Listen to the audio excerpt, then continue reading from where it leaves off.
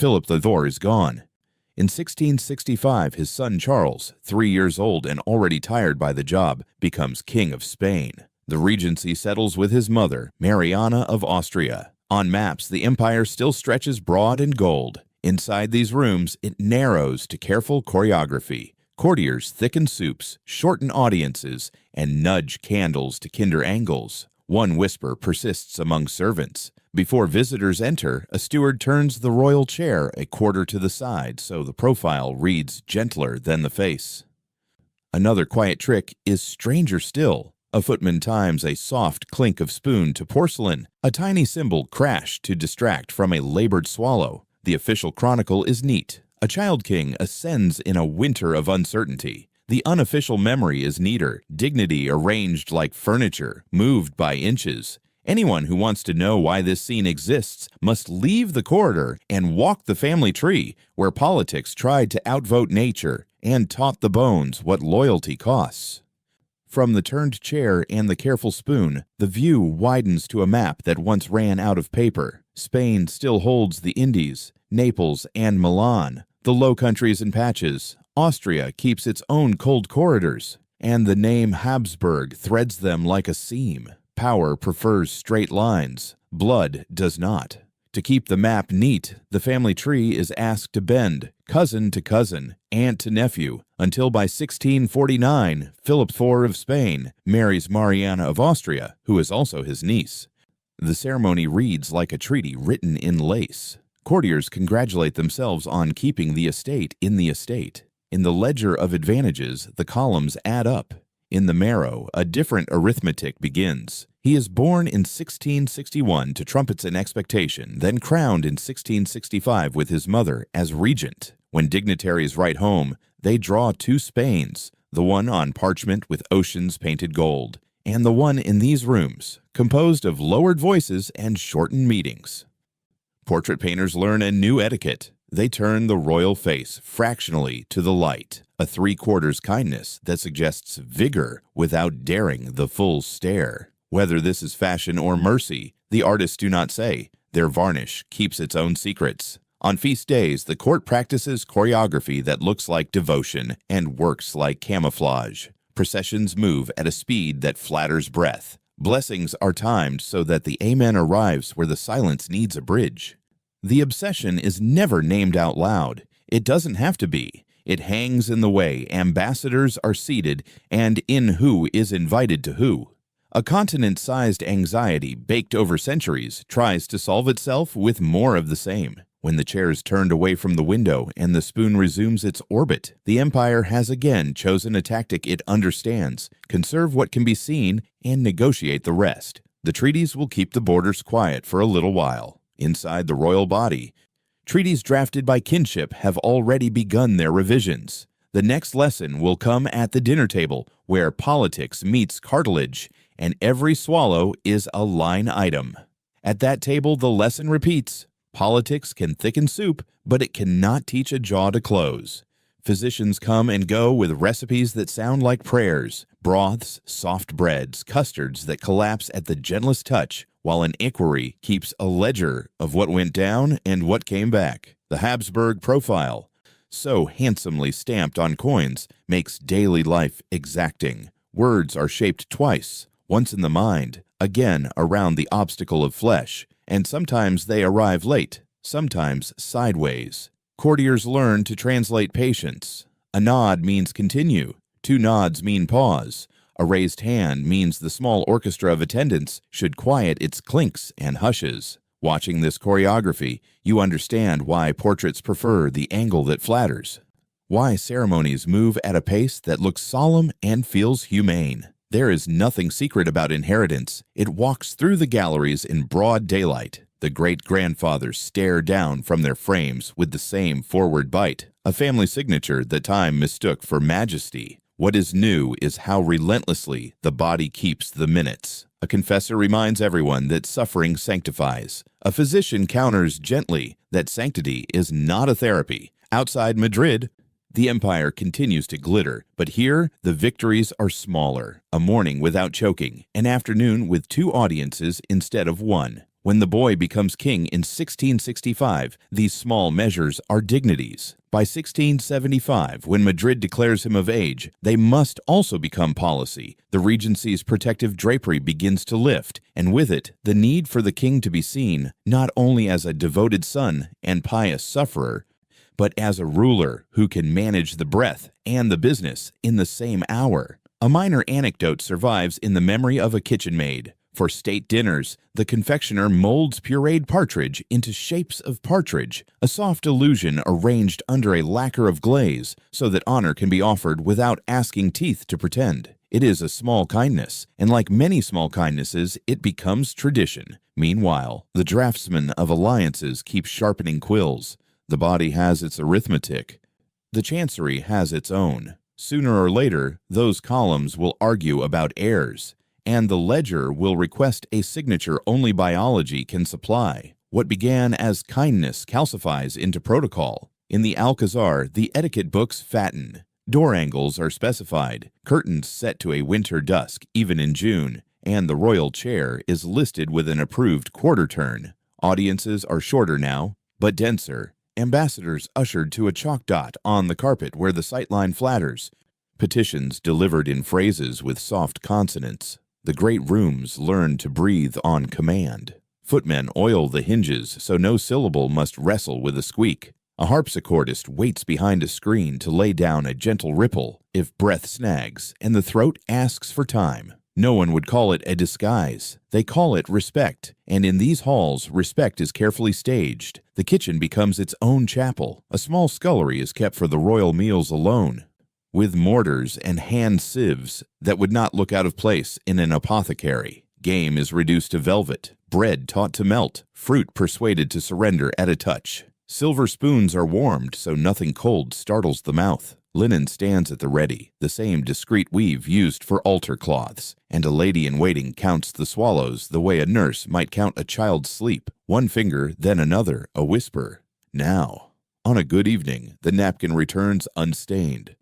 On a difficult one, an attendant's wrist learns a new rhythm, catch and fold, as if tidiness could be a form of prayer. When ceremony requires a crowd, the invention grows finer. At Corpus Christi, he shows himself from a balcony, only for a minute, the sun braided through a gauze of drapery, so the gaze sees radiance before it meets the man. Trumpets do some of the talking. The master of ceremonies does the rest, ushering the line forward with such precision that the moment seems stately rather than brief. A minor legend claims the usher once nudged a visiting envoy a half-pace back with the toe of his shoe, not rudeness but geometry, so the king's better side could do the work of a sentence. This is how a nation preserves its face, by teaching marble to look merciful and time to move in small, forgiving steps. But a throne needs more than appearances. It needs an heir. Behind the quarter-turn chair is a childhood paced by corridors. The Alcazar teaches him distance in candle lengths, one pool of light, then the next, a hand at his elbow as the shoes whisper instead of step.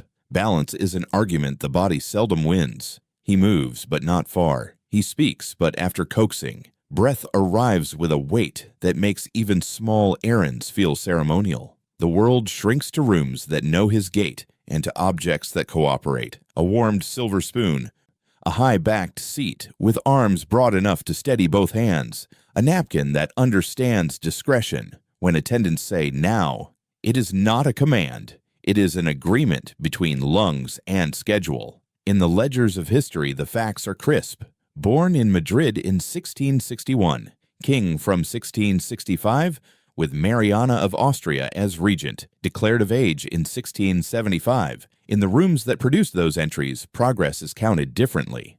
Tutors stretch lessons across late mornings, so words have time to find their exits. Confessors measure patience the way physicians measure pulse. The boy memorizes prayers and, more importantly, recoveries. How long a pause can be before a courtier mistakes it for silence, which consonants will betray him if he hurries. On good days, he walks the long gallery once without stopping. On others, a single threshold is Everest with velvet ropes.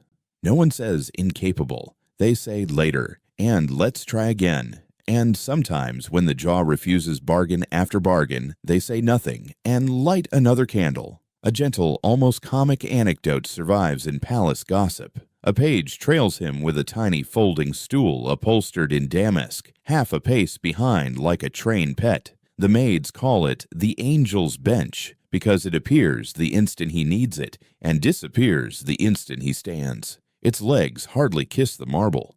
Its presence is a promise that effort will not be punished. In the evenings, a harpsichordist behind a screen plays a slow allemande, and the room confuses therapy with music, which is a kindness no one argues with. Yet kindness is not destiny. However carefully a court can cushion a life, a crown demands continuity. The lesson that began in corridors ends at the threshold of adulthood. The same body that needs a stool for rest is expected to be a bridge for a dynasty. The pressure for an heir gathers like weather, and it will drive the court toward marriages that hope for what the body does not. The angel's bench follows him into marriage. In 1679, treaties are stitched into silk, and Marie Louise of Orléans crosses the Pyrenees, a French hope in a Spanish carriage. The wedding is solemn rather than loud. Courtiers exhale as if the ceremony itself could mint an heir. She is 19, lively on horseback, careful in chapel. He is 18. All ceremony and effort. The palace recalibrates around a new rhythm, 2 sets of footsteps measured by the same long corridors, 2 plates at the soft food table, 2 names yoked to 1 expectation. Doctors arrive with gentle bravado and leave with quieter shoes. Tonics are brewed out of pearls and amber. Baths are recommended at temperate hours. Prayers are scheduled with the same precision as audiences. The arithmetic resists them. Seasons pass, then years. And the ledger for heirs keeps its blank lines. The gossip finds its own arithmetic. If there is no child, someone must be at fault. The easiest narrative turns its lantern toward the young queen. Too French, too fond of riding, too light in her laughter, too something. She writes home often. Later readers will say her letters carry the ache of a woman who sleeps beside duty, that the cold in their apartments is not only weather. Whether or not the exact words survive, the image does. A bride addressing her family as if she had married a presence, a crown with a pulse she cannot reach. Meanwhile, the court continues its choreography. The turned chair, the softened meals, the balcony appearances trimmed to merciful minutes. Only now the choreography includes her, smiling like a professional at ceremonies designed to measure her success in silence. In 1689, at 26, she sickens and dies. The official bulletin calls it an acute inflammation of the gut. Physicians speak carefully of a storm in the abdomen. Rumors breed like mice in the wainscoting. Poison from enemies of France. Despair turned inward. A misstep of treatment. The palace does not answer rumors. It clears rooms and folds dresses into cedar. He wanders through a house that has lost a hearth, and attendants lower their eyes because grief is private, even when it happens on a throne. What remains beyond the sorrow is the same empty column in the ledger. Medicine has tried, etiquette has disguised, and patience has been spent. When the body will not agree with policy, the court begins to ask older powers for help. When medicine loses its verbs, theology finds its adjectives. After mourning clothes and new consultations, the court shifts its vocabulary. In the late 1690s, the Crown authorizes solemn rites, and a friar with a careful voice explains that what doctors call weakness may be interference, that a king can be a battlefield invisible to microscopes.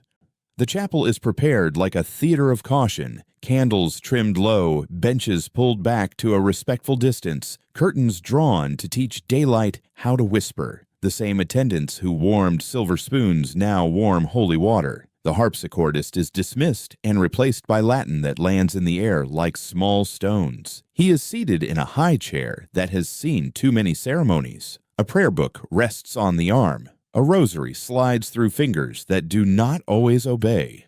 For steadiness, this is how the steward phrases it. Silk cords are looped discreetly at the wrists, under the sleeves. Not restraint, only assistance. The friar speaks. The book answers. The aspergillum makes a constellation of drops across the royal brow. Courtiers who once timed the clink of spoon to swallow now measure breaths between invocations. Each session leaves him drained in the way an audience can drain a man who must organize his lungs before every sentence, and yet afterwards. A tremulous gratitude surfaces, the sort a patient offers to anyone who promises a reason. Dependence grows, not as devotion to spectacle, but as relief that someone claims to know what to do. Anecdotes breed in soft corners. One says the chamberlain chalks a small cross beneath the runner where the chair will pause. Not piety geometry again, mark the safest point and return to it. Another insists a sprig of rosemary rides in the prayer book like a pressed summer. The palace is courteous to such stories. They give shape to fear without lighting it too brightly. Outside the chapel, life continues in careful increments. Audiences shorter, documents longer, the empire doing its best impression of health, while the king performs the rites of being cured. What begins as treatment creeps past the man and touches the furniture. The language of infestation grows larger than a body, and soon the walls themselves will be asked to testify. Superstition, once aimed at a soul, will set its sights on stone. By 1698, the language of infestation has outgrown the chapel. Decrees ripple through the Alcazar like a chill. Inventory first, purification next. Clerks with clean cuffs fan out through apartments and antechambers, copying titles and descriptions into ledgers as if cataloging a museum closing for the century. A courtyard is chosen for the work, square as a psalm, with braziers set at the corners and a bonfire raised at the center. The list is read aloud in a voice meant for taxes. Veils from former queens, ribbons, reliquaries, portraits in small frames, cushions, combs, a mirror that once traveled from a northern court, letters tied with silk, a child's toy from an embassy long ago. Each object receives its sentence and then its smoke. The rite is orderly and immense. Priests sprinkle, chamberlains consign, footmen carry bundles in gloved arms. A steward has chalked a pale line on the flagstones to mark the last safe distance from the heat. Attendants hover there, as if proximity alone might pick up a hex. Someone throws salt into the flames, not on any schedule, only when courage needs help. The bonfire answers in a single great breath, and the crowd leans back as if a word has risen to contradict them. By sundown, the courtyard is a low star field of ash. The registrar, who began the morning brisk, now turns each page like an apology. Within the palace, the calendar collapses into this work. Councils are delayed to make room for purifications. Reports wait on side tables, while rosaries keep better time. The geometry that once turned a chair to flatter a profile is now applied to furniture and memory, as if alignment itself could untie a knot. A small story clings to the day. A valet pockets a sprig of rosemary pressed in a prayer book, intending to save it from the fire, then thinks better and returns it. Its scent follows him all afternoon like a reprimand. Another says a page, tasked with carrying a porcelain Madonna to the pile, pauses under an arch and murmurs a child's bedtime prayer, then sets the figure down without meeting its painted eyes. It is not madness so much as exhaustion turned ritual. A monarchy attempts to treat a dynasty-sized fear with the grammar of smoke. Every fire goes out, but the political residue does not. By the end of the 1690s, the court's careful illusions are outweighed by a stubborn arithmetic. No heir. The private struggle becomes a public variable. On November 1st, 1700, Charles II dies in Madrid, the Spanish Habsburg line ending with the same soft decrescendo that once governed his audiences. His final will names Philip, Duke of Anjou, grandson of Louis XIV, as successor to all Spanish dominions. On paper, it is a neat sentence.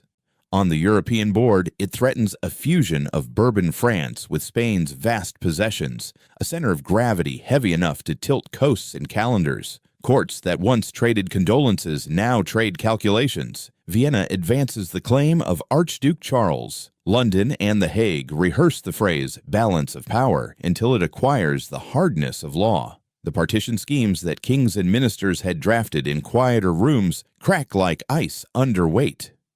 In 1701, the Grand Alliance forms, England, the Dutch Republic, and the Habsburgs, among others, against Bourbon consolidation. The War of the Spanish Succession opens and begins to write in smoke what chancelleries had written in ink. The The geography of anxiety stretches from Flanders to Italy, from the Atlantic to the Danube. The question that had been a physician's note, continuity, becomes a cartographer's headache. Spain, once stabilized by ritual, there is now a corridor for armies and a prize with too many keys. Anecdote turns the lens for a moment to a smaller table. In a Madrid council chamber, hours after the will is read, a clerk replaces the green pins on a wall map with 2 colors of thread. Blue for Bourbon roads, black for Habsburg hopes, making a web that catches every candle flicker. Across the channel, an English envoy idly topples a knight on a chessboard mid-game, leaving both kings exposed. The gesture is accidental.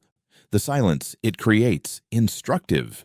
Such minor scenes are not history's engines, but they show how quickly people reach for metaphors when geography begins to move. Emotion recedes. Ledgers advance. Treaties, not prayers, fill the hours. The crown that required a turned chair now requires a coalition. What began as a family strategy colliding with a body becomes a continental verdict. When power loses to biology, history pronounces sentence. The verdict arrives in prose instead of thunder. Between 1713 and 1714, the treaties of Utrecht and Rastatt settle what the canons began. Philip becomes Philip V of Spain, Bourbon by blood, but bound by Europe to keep his crown in Madrid and renounce paths to Paris. The Habsburgs are consoled with the Spanish Netherlands and Italian spoils. Britain pockets Gibraltar and other advantages that look modest on paper and vast at sea. A map exhales not with relief, but with the tired acceptance of a house whose walls have been moved an inch in the night. The grand idea that power could be preserved by folding a family tree back onto itself has reached its natural conclusion. Biology has delivered the one decree no council can amend. After the bonfires and the wills and the flags, the palace returns to its small labors. The chair is turned back toward the window and then stored.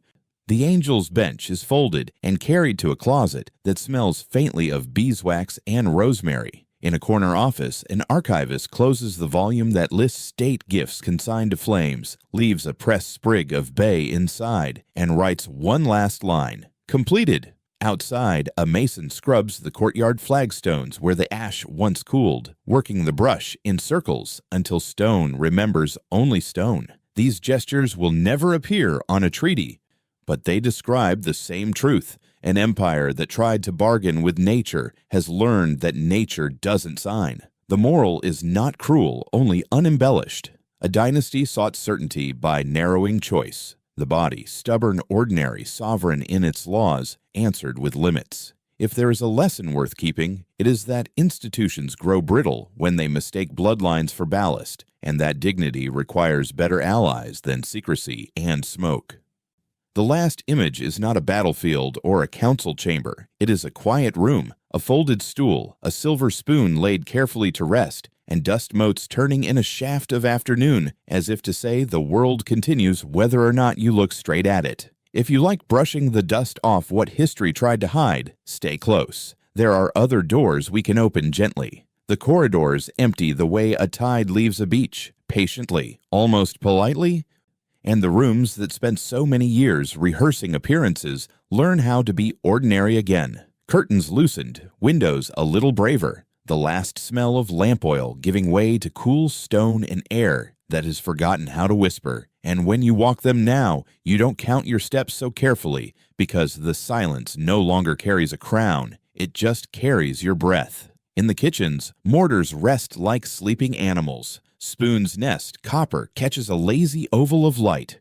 And if you stand very still, you can almost hear the ghost of that harpsichord behind the screen playing a slower piece. Something that keeps company without asking to be noticed, the way kindness does when it's done properly. Somewhere a clerk finishes the day's work and touches the spine of a ledger before he douses the candle, not from superstition, but from the courteous habit of people who live among records. And in the courtyard, the stones, scrubbed clean, hold a memory that is purely geological, cool and indifferent and reassuring, as if to remind anyone who needs reminding that even palaces obey gravity and weather and time. The map on the wall, with its new boundary lines settling into the paper like veins into skin, looks less like a boast and more like a promise to be careful next time. And for a moment, the whole story feels less like a verdict and more like a lesson written in a hand you can finally read without squinting. So sit back from the table, push the chair in with the same gentle touch you'd use to quiet a bell, leave the door on its latch so the room can breathe, and let the dust drift where it pleases. It will settle, as it always does, and the quiet will thicken until it is almost warm, and you will find that the weight in your chest has shifted from iron to linen, and the light at the edge of things has softened enough to carry you the rest of the way to sleep.